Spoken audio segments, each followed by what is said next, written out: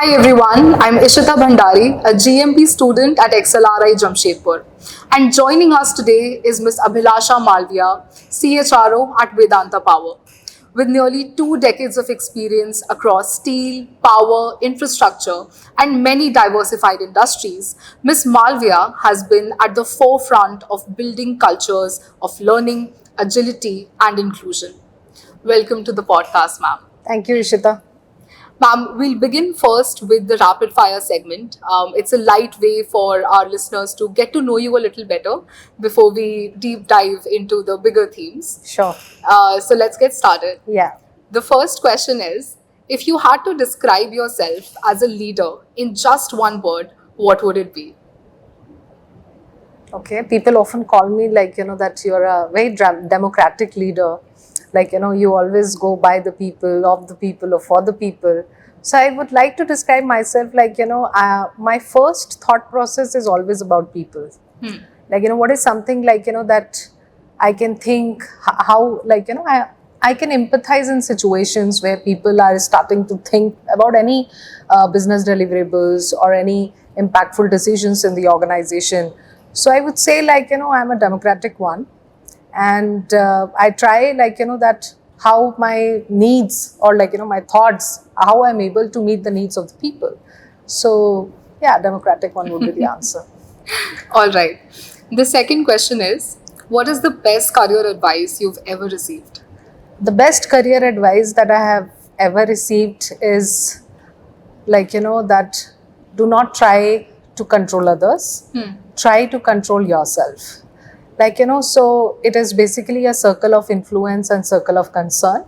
So absolutely you can't change others, you can't control others, but it is you that you can control yourself and change yourself.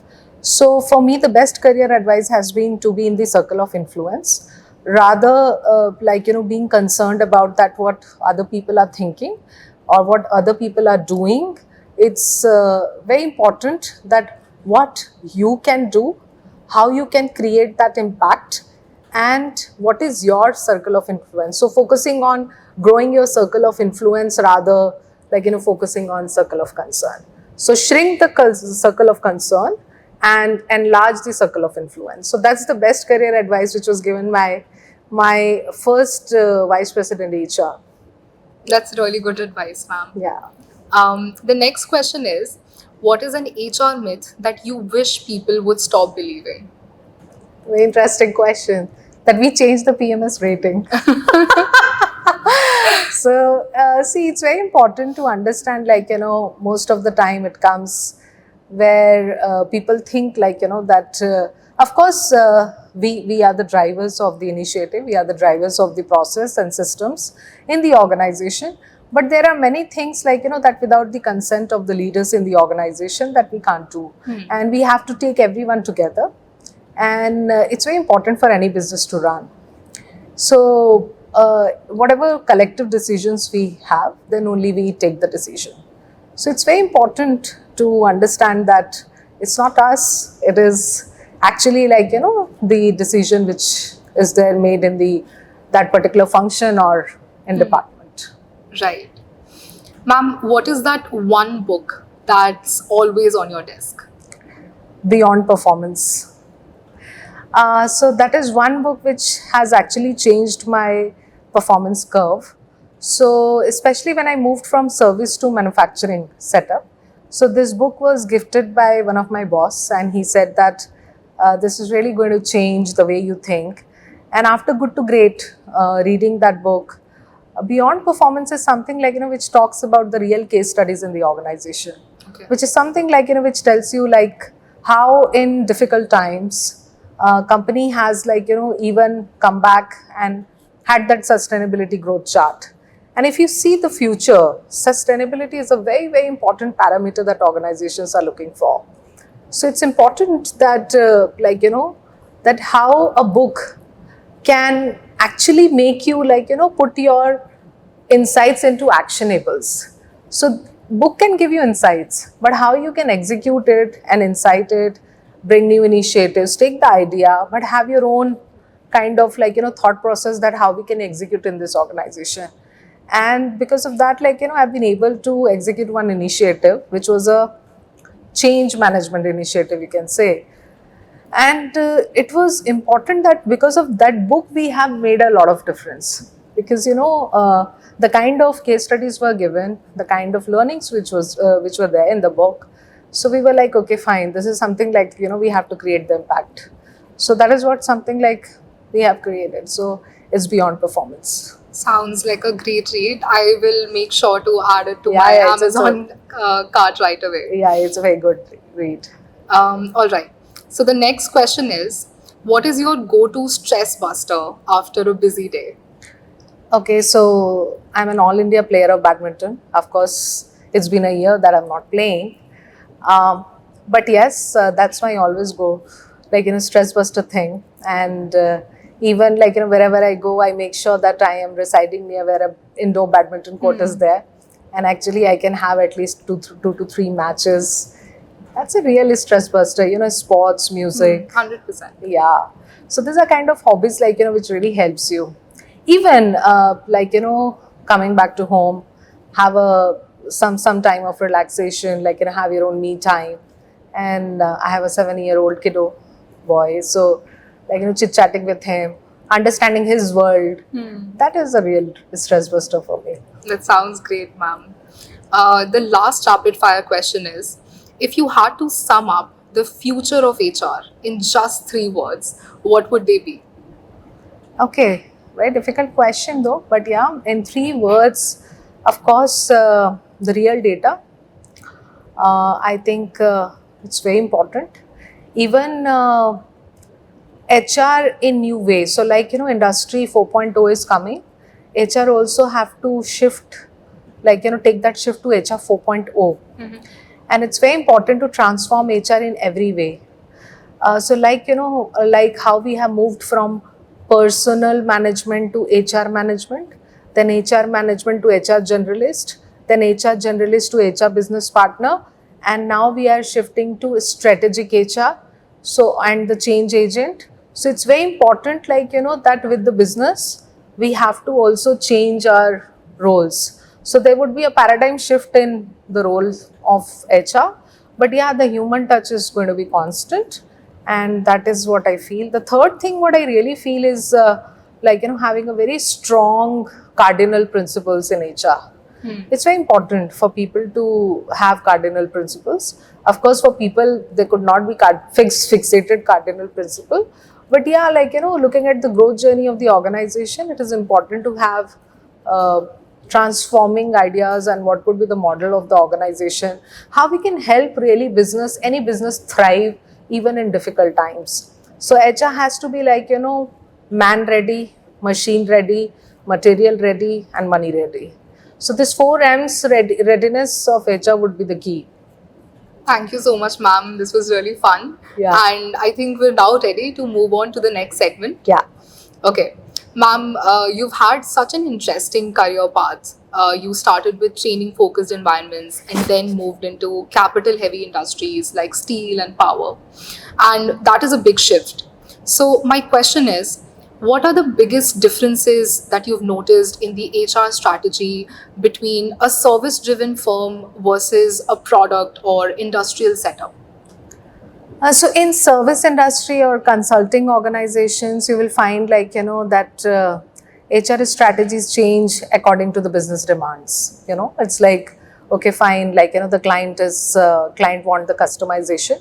So of course we do the customization and try to create a solution which is like giving the best result to the organization. Like, in terms of cost efficiency, in terms of quality, in terms of time, in terms of organizational effectiveness. So our deliverables are fixed to some like 5-6 parameters. But if we talk about manufacturing setup like steel and power, so it's kind of like SOPs are very important.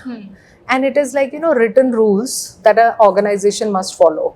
Apart from that, there are statutory compliances like which is not there much in consulting. Of course there are few, but in manufacturing, for anything, for any department or for every department, there are defined SOPs that organization has to follow, and HR plays a big role in getting those compliances on time, getting those audits on time, getting those SOPs executed. So first thing, in any if anything goes for a toss, if any machine is gone breakdown, or something is happening, or shutdown has happened, or maintenance is required, people will look at what is the process that we have followed, what are the SOPs that we have followed, and then if we find any gap or something, we'll try to improvise on that, right?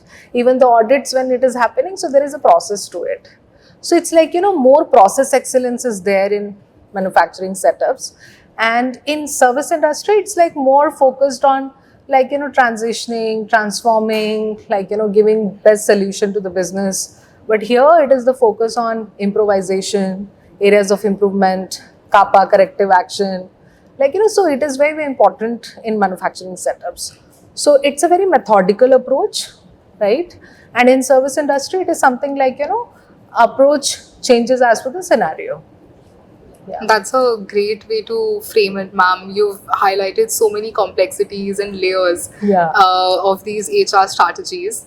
And I want to build up upon that.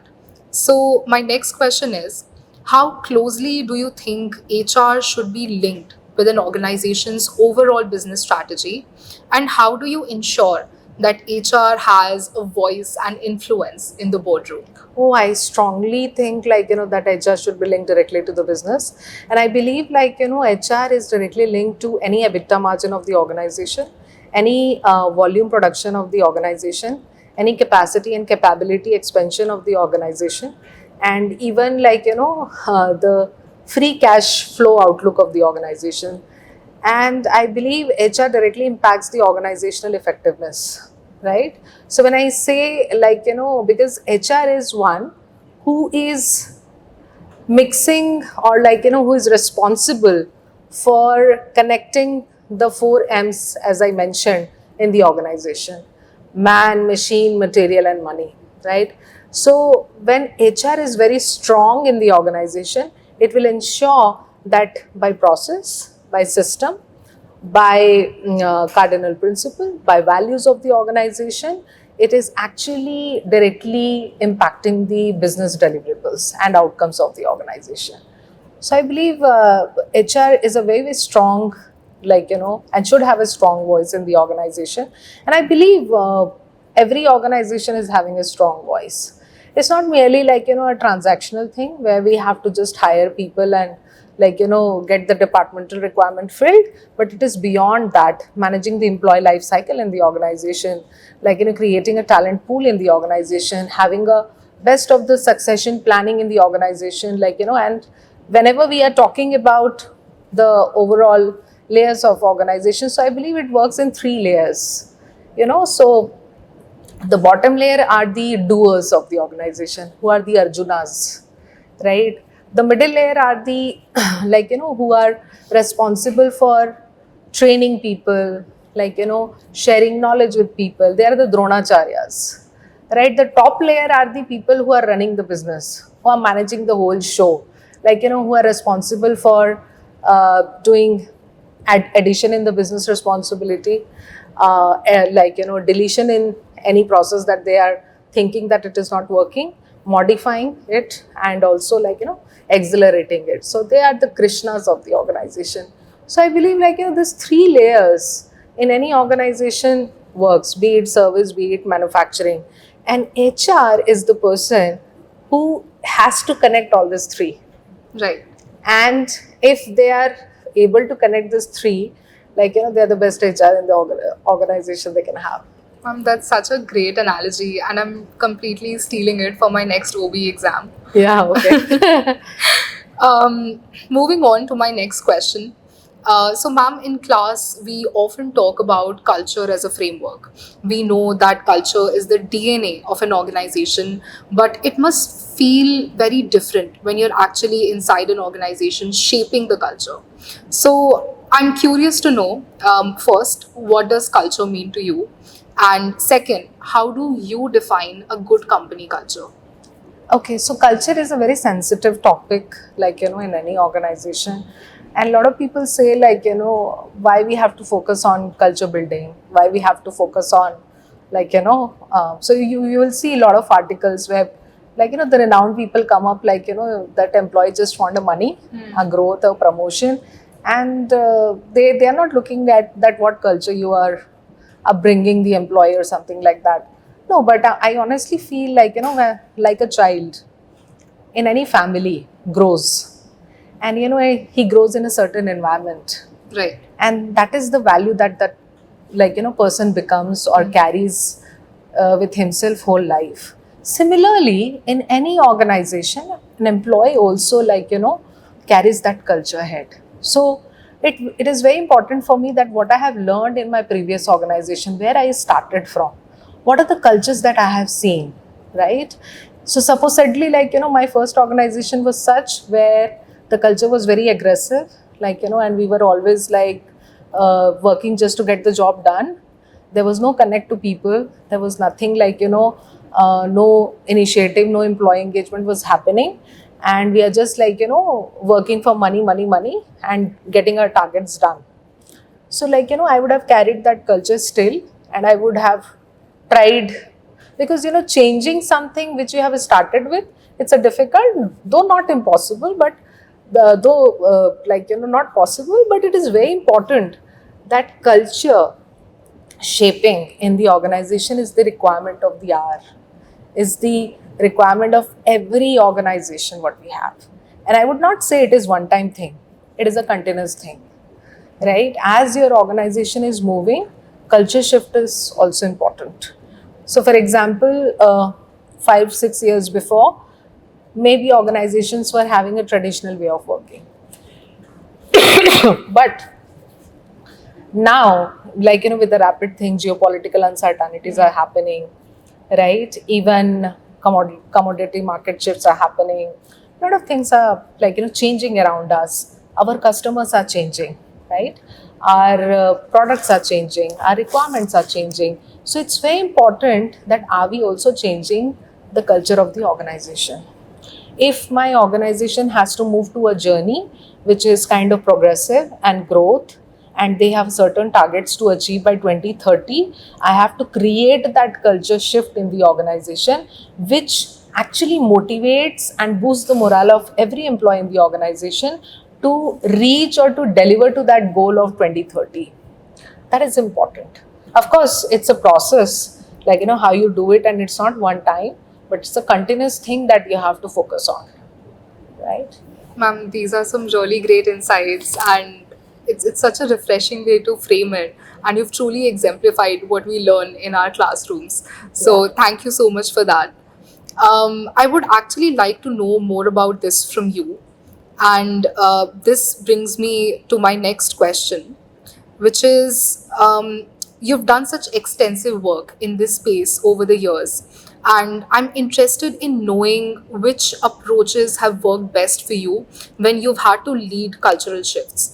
So, I myself come from a change management consulting background, and I specialized in digital transformations, and I have first hand experience in how the biggest challenge of any organizational transformation is to get the employees on board, Yeah. because there is this change and they want to stay in their comfort zones. So, what is your approach to leading cultural shifts? I believe the first focus for any person should be, like, to change the mindset of the people in the organization. See, it's first you have to assess, like, what is the current state of the organization, like the people who are serving the organization, what kind of mindset that they carry with them. Like, it could be a fixed mindset, it could be a growth mindset. So in one of my organizations where I served, like, which is the largest steel manufacturing, one of the largest steel manufacturing organization. So when we were doing the survey, we found out, like, over 65%, like, they had fixed mindset. Of course, they are serving for years. They are following the old book policies, like, and they have just got one schedule and they want to just work, and they think that whatever they are working or whatever they are delivering, that is the best way to deliver to the organization. And the balance, like, the balance employees who have come under growth mindset, they were ready to accept any challenge. They were ready for any change in the organization. They were ready to, like, have even a learning shift. Right? These are the people who don't want to remain in comfort zone, but, like, having a high risk taking ability. And also they were very much charged enough to take care of, like, the new insights in the organization, and always ready to take up some challenging projects, right? And deliver the best of the business deliverables or outcomes that they can. So it was very, very important, like, to convert at least 50% of the fixed mindset into the growth mindset, so that we can create a balance, right? So I would say to have, like, that in a DNA, that so it's important to first have a check, like, what kind of mindset that people are having. Second could be, like, the value system, like, what my organization believe, like, or what my organization swear by. Is my every employee swear by the same value system or not? So having those things in the DNA, it's very, very important. And now why cultural shift is required and what you really want into the DNA of the organization, first that is important. See, you can have agile system, you can have agile process, but if you really want people to have agile behavior, there you have to do a cultural shift, right? And it's not a one day job, again it's a continuous thing. So if you want, like, that people have to be agile, so there could be parameters. They can be agile in accountability, taking the accountability or ownership. They can be agile in responsiveness. They can be agile in, like, becoming more collaborative, or they can be agile in, like, having more teamwork building perspective. So it's very important that what parameters you define as per the organizational requirement. 100% agree with you, ma'am. And this really resonates with me because I work with both kinds of people, the ones who have a fixed mindset versus growth mindset. And ma'am, I would actually love to talk to you about another aspect of your journey, which really inspires me. And it is your work in diversity and inclusion. I want to know, ma'am, what is it that inspired you to become a DEI champion? And what kind of change do you believe HR leaders today can realistically bring in this space? I think that's a very great question, and I think DEI is something, should be part of every organization, and it is not something that we should think it's a special thing, but it should be a very important and looked at as an important and significant part of the organization. Before diversity and equity, I think inclusion matters a lot, right? That, and again, that comes first with the inclusion kind of a mindset. Accept the person that, okay, fine, yeah, this is our employee, this person is going to work with us, like, and accept them wholeheartedly. So that is very important. So when we were hiring LGBTQ plus community, first of all, like, if you will hear to those stories, they were not even owned by their own family members. So imagine, like, their trust factor was so poor that how an organization is going to accept us. So creating that kind of, like, you can say a session with them, which was really kind of like, a goose-bumming sessions with them. First, to make them understand that this is an organization, this is how we work, and, like, we welcome you with whole heart, with full support.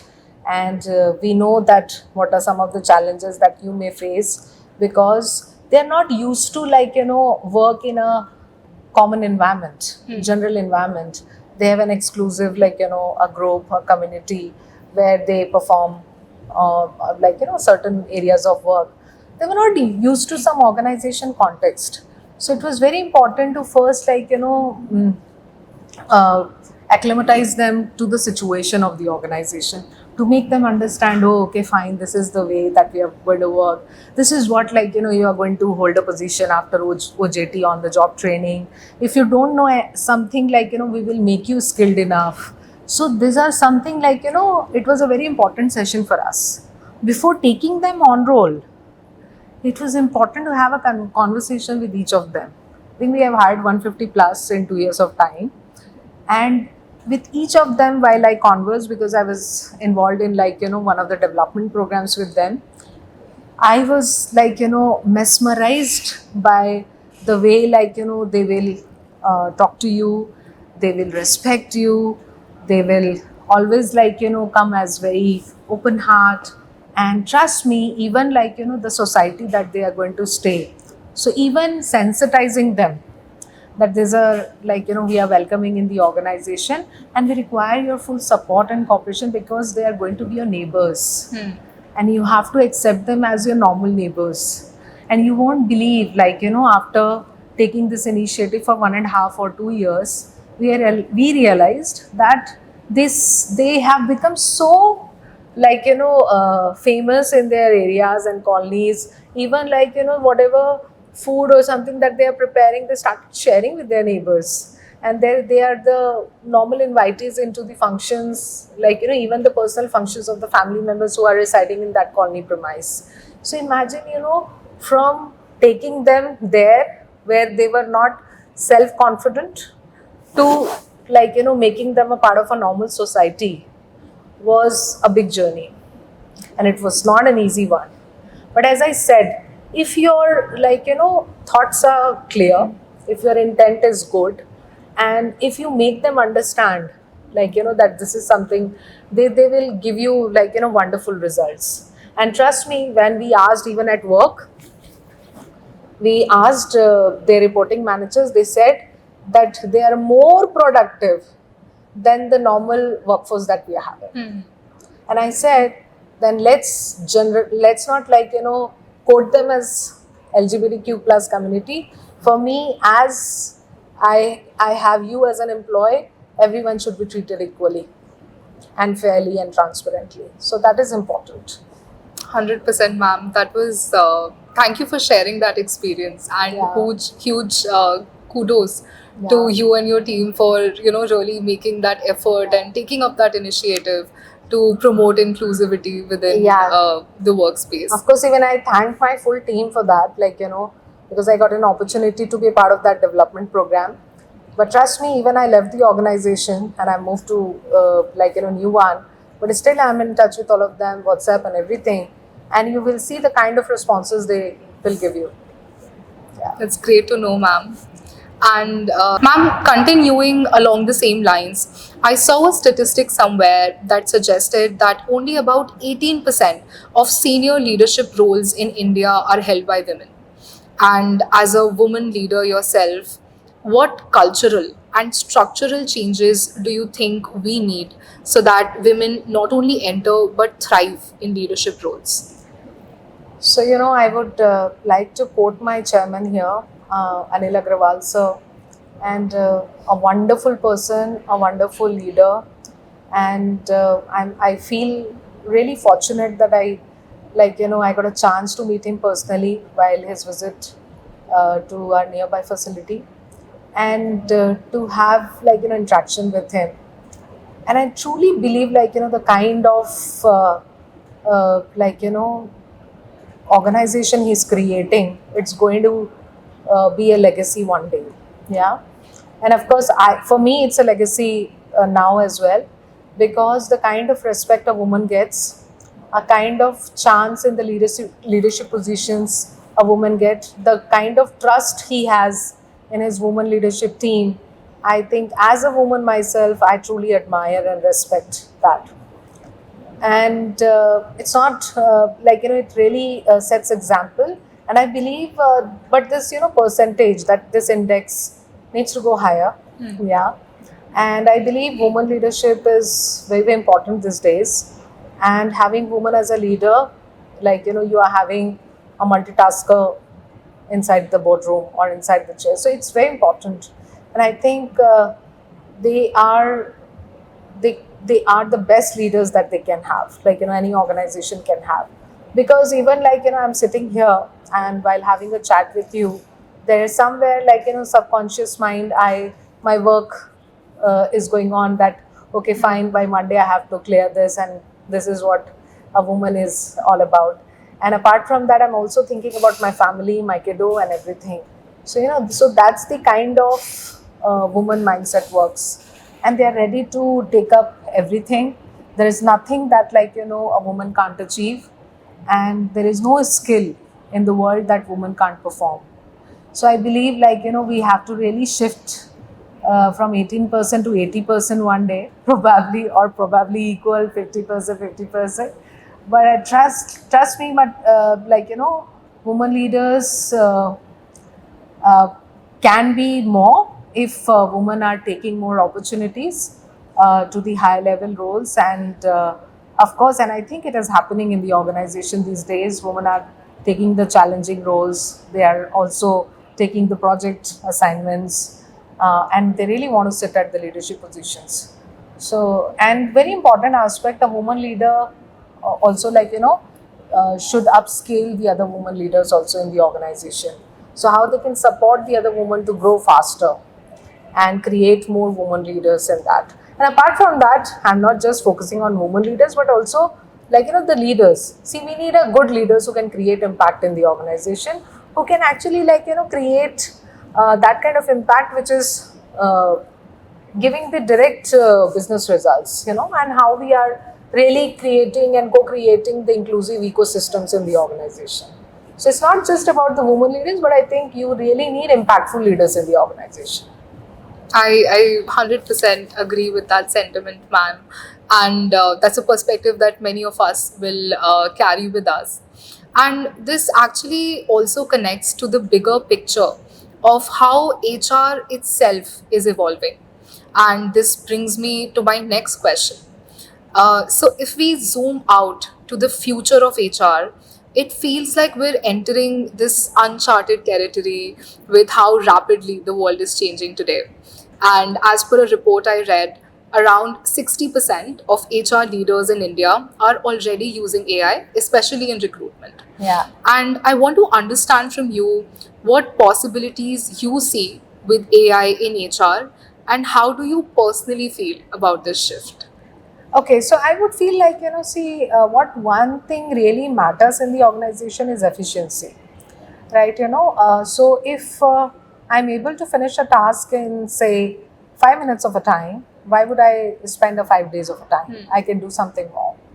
With AI, that brings, that brings the efficiency in less time. In fact, in no time. And whether it could be any recruitment or hiring practices, where I have an AI platform which can interview the candidate and of course assess the matchable skills with the job requirement. I think that could be the one efficiency parameter that I would like to have. Second, of course, in other things like in performance management system, if my KRA and KPI of an employee is aligned, and what he has delivered at the end of a year, I would like to have an AI platform which can first give me a matrix result, a kind of a scale result, that okay, fine, what was set in the start of the year and with the mid-year review, this is kind of the analysis which we have. So it's very important, how fast it is giving me the prescriptive analytics, it is giving me the predictive analytics. So that would be the where HR can leverage a lot. As I say, that data is the real engine for any organization and the correct one. So AI can help give the correct data. Just your prompts has to be correct and strong, and you should know that what you're really asking the AI to do.